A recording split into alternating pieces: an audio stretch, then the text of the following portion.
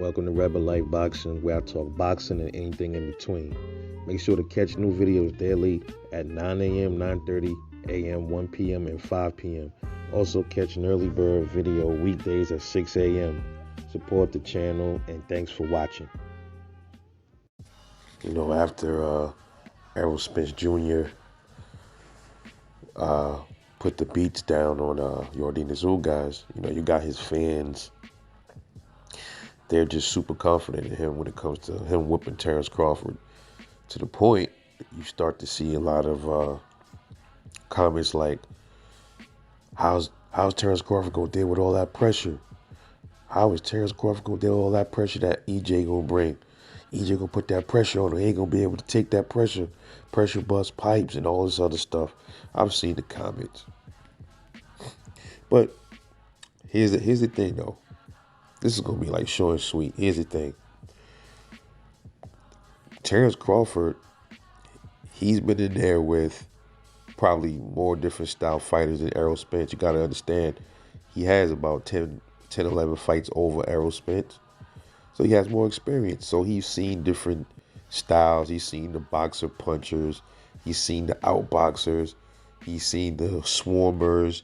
He's seen the brawlers, the sluggers. He's been in there with a gamut of different style fighters, man. Errol Spence has not seen every different facet of a style yet. At least I don't know. I don't believe. I look back at a lot of his older fights. I don't see where he's faced different. He's never faced, I don't think, a real deal boxer puncher. I don't think he has ever faced anybody like that. Now, here's the thing about the pressure thing. I always say Shawn Porter was a good test for a lot of fighters at welterweight because he's a very awkward dude. He brings that football player, rough and tough, tackle him up. He's a rugged pressure fighter, man. Like, he swarms you. He don't give you space. He smothers you. This is Shawn Porter. That's his style. Errol Spence, he fought Shawn Porter. That was probably the most pressure Errol Spence ever faced in a fight. And for what it's worth, I think Errol did good in his own sense. He did good in the fight. He won the fight. So he had to be doing something right if he won. But there were times in that fight where it was almost looking like Shawn was going to get him. I mean, that's what I was looking at. It almost looked like Shawn was going to get him out, or I seen him hurt. Errol was hurt. And a lot of the Errol sexuals don't talk about this. He buzzed Errol, I think, with a left, and it had him stunned in the corner. But see, the thing with Shawn Porter is he smothered his own work. He's so he's so much of a goddamn I don't even know the right word to say for Shawn Porter. When he gets you hurt, he's already so busy being a smotherer and smothering you, he don't even realize you hurt. I don't even think he even knew he hurt Errol because he was so hyped in there. He's like a damn.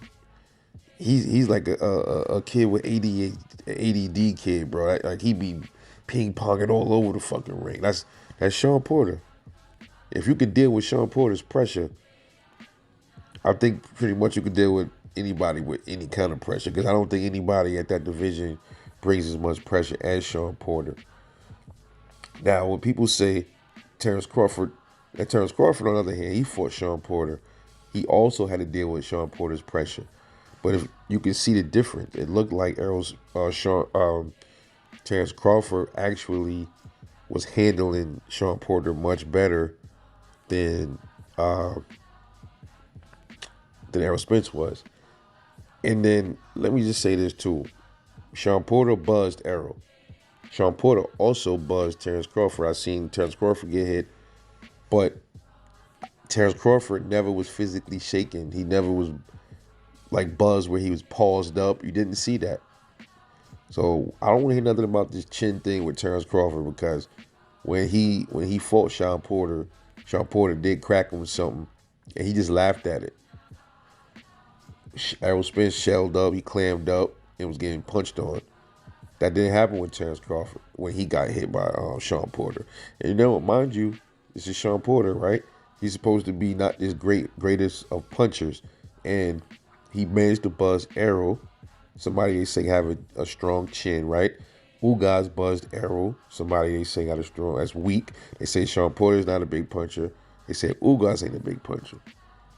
So then, how come Errol was buzzed? Now I'm not taking that away from Errol. You know me, being buzzed doesn't matter to me. I don't ridicule boxers for getting buzzed and knocked down, and because this is boxing. But what I am gonna do is I want to point out things, and he was buzzed against Sean Porter, and I think so was Terence Crawford. But Crawford handled it better.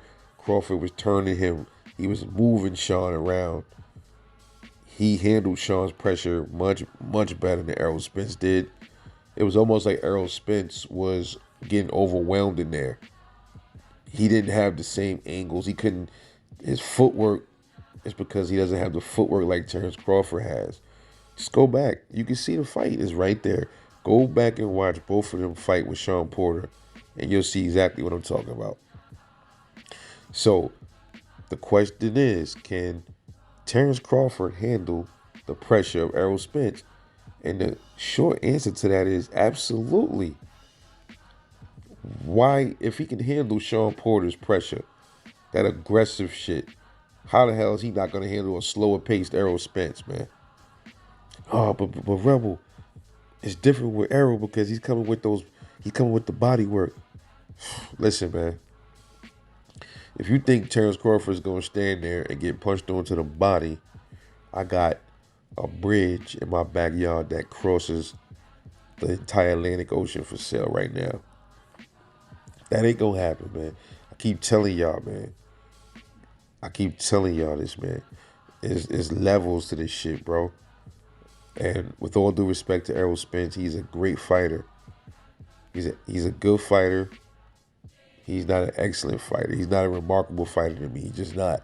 He's a good fighter though. He lay it down. He's a dog and the whole shit. But no, stop it.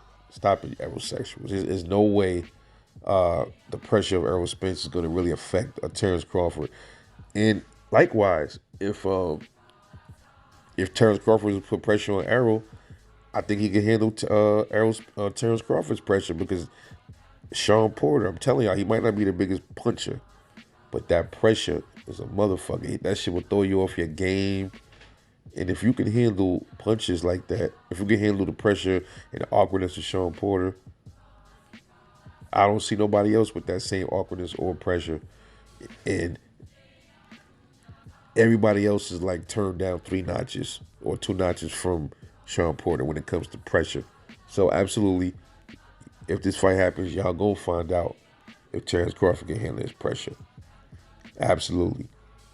Anyway, let me know what you think about this. Because I see it all over the internet. All over the boxing channels. Can Terence Crawford handle the pressure of Errol Spence Jr.? Drop a comment. Let me know what you think. This is Rebel Life Boxing, man. See y'all later on the next one. And I'm out.